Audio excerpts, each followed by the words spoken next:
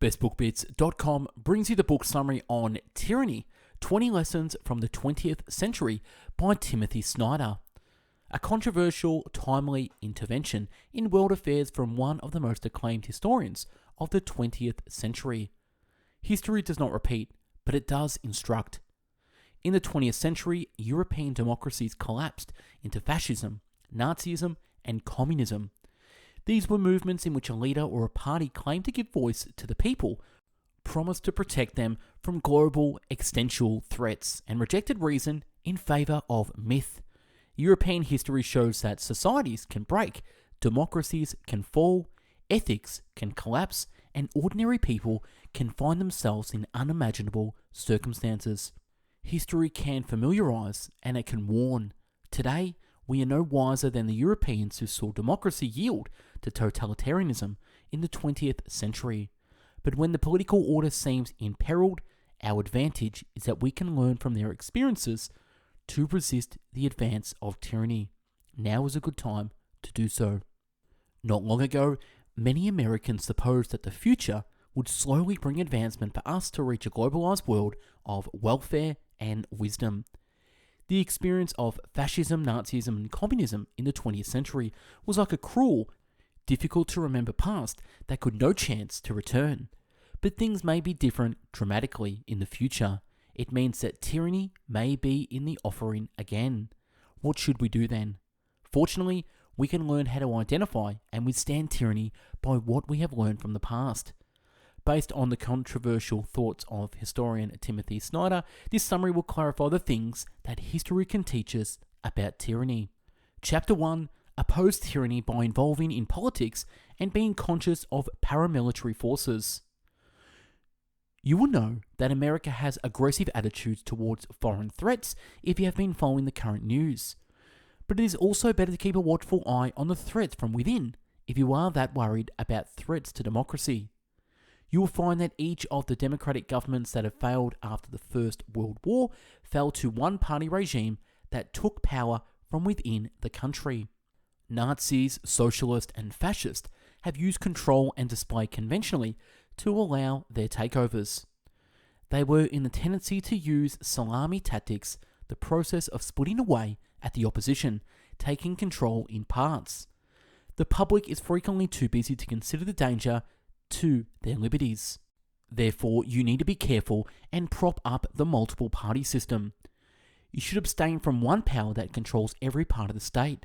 And it is what occurs in the US currently. Your part is to go to the polls for local and state elections and become active in the political issues. What is better is to support the usage of paper ballots because they are hard to tamper with, unlike the electric ones. Plus, you can be a candidate in the election. By the way, there is an important thing to be cautious of for us. It is a paramilitary powers, which is a military existence that isn't state or federally approved.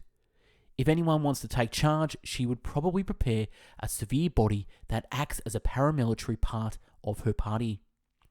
Almost none of Donald Trump's candidates wouldn't do what he did, organizing a security team to act by his instructions at political rallies.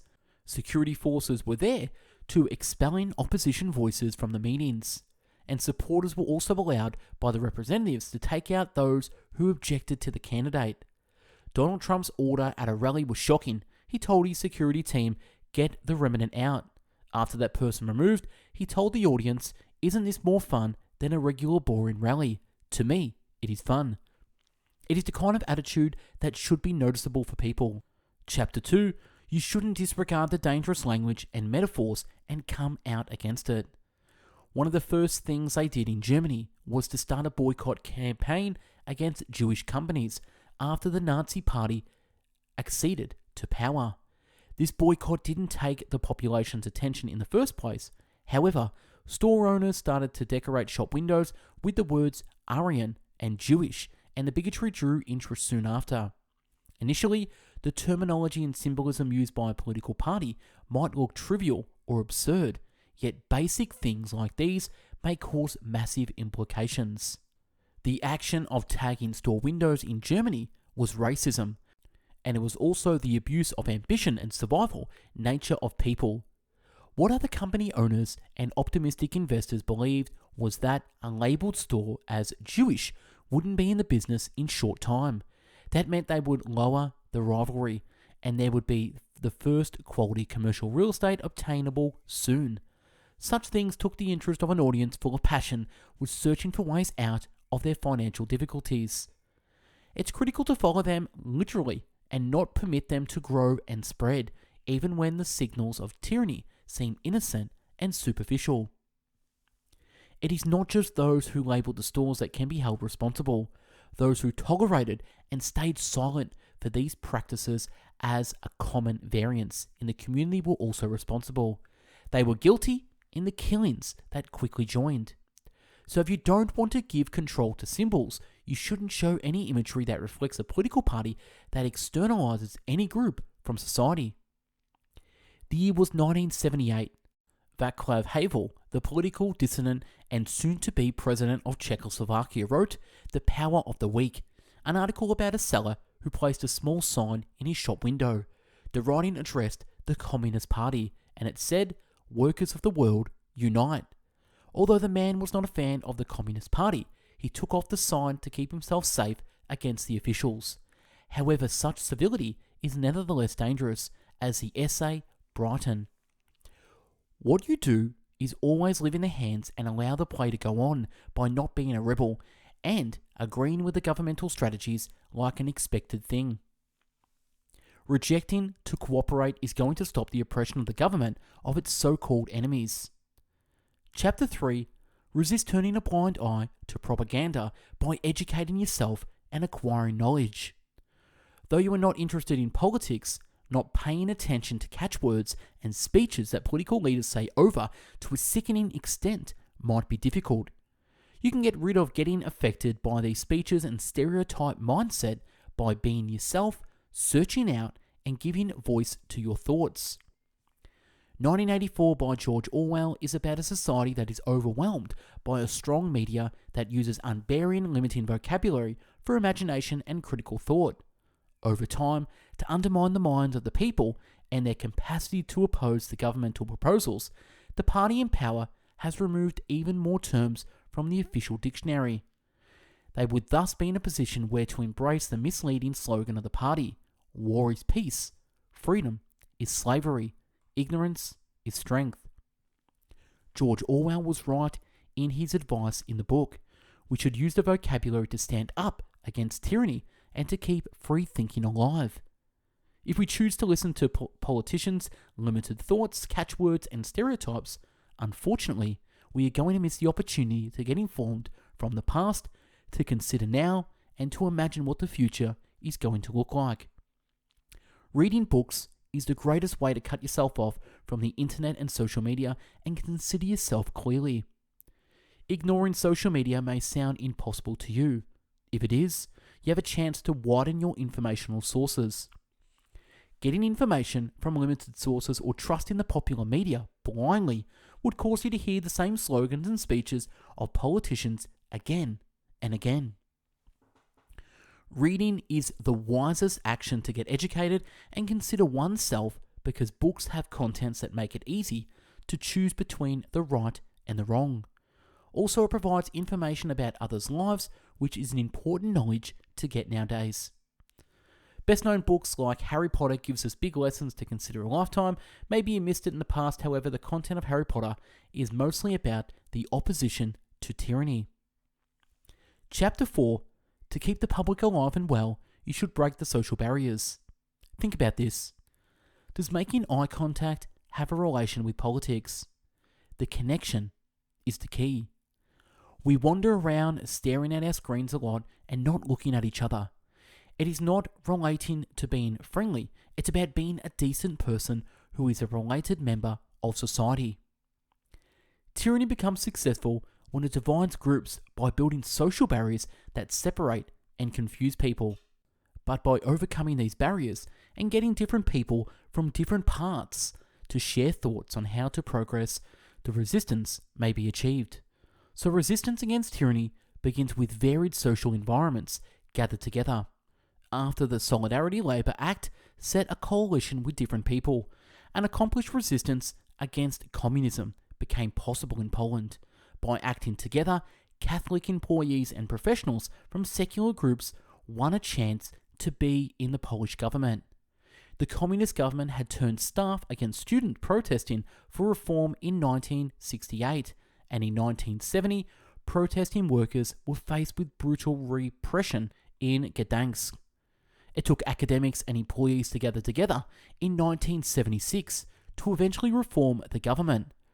Religious faith or political affiliation did not unite these individuals, rather, they united over shared goals.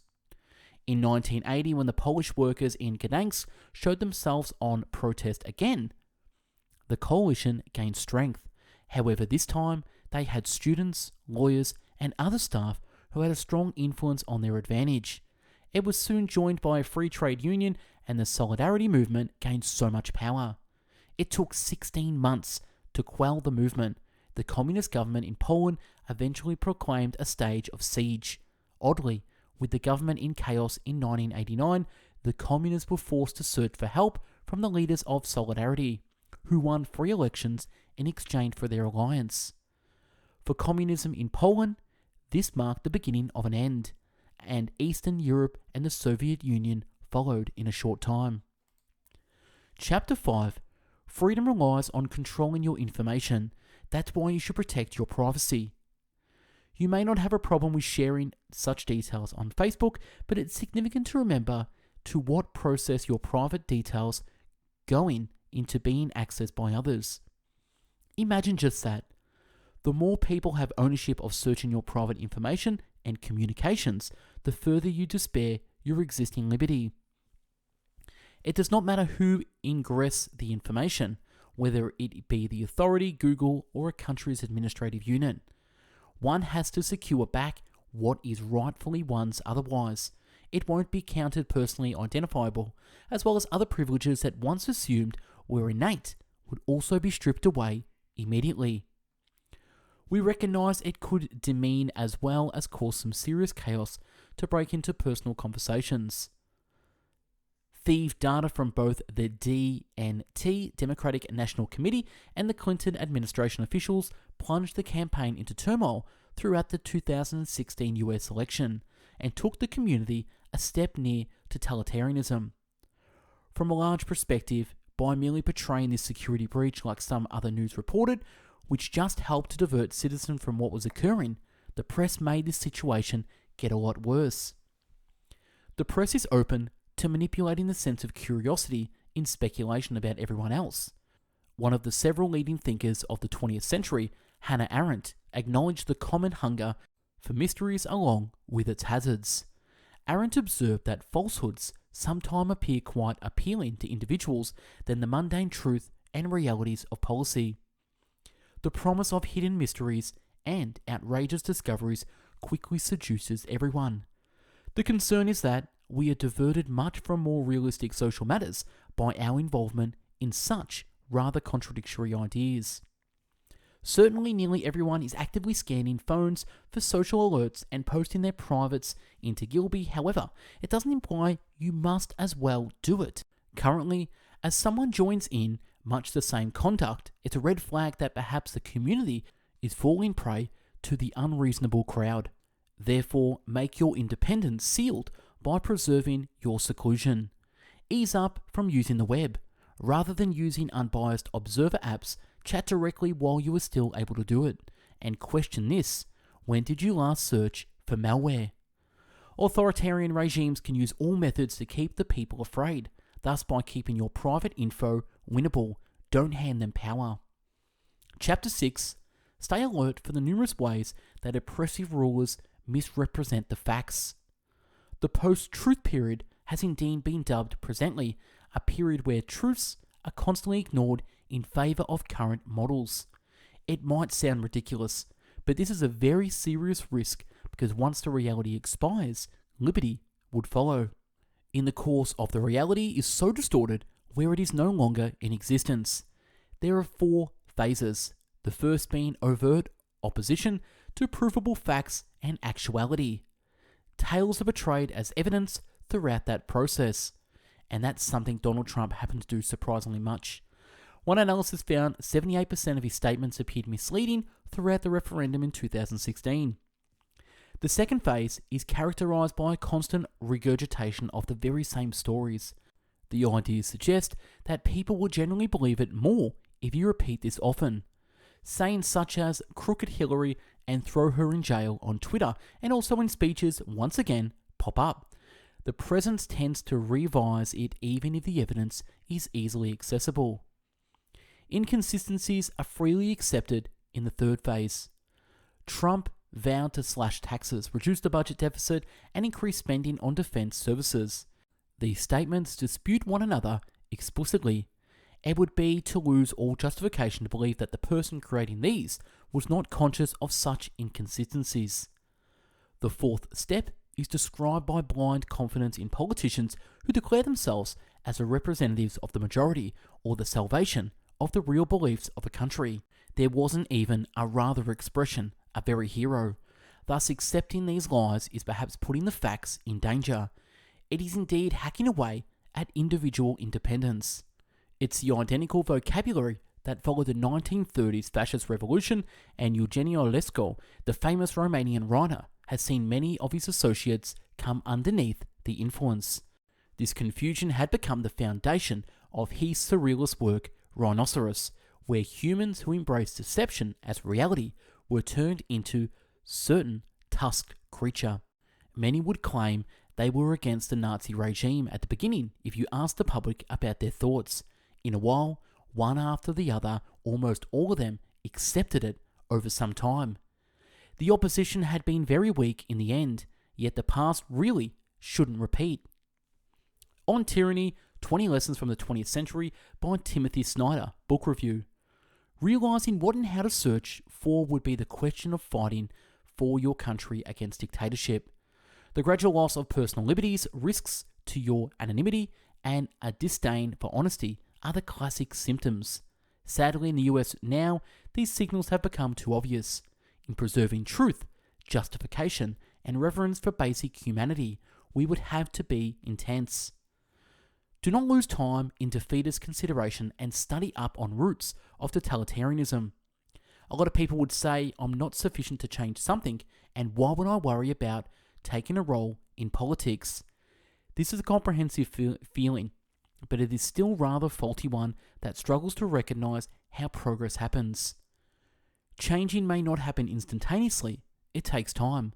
Whether it's for the best or worst, it happens in slow motion. Just recognize any little touch saves you from getting into the circle of defeatist consideration.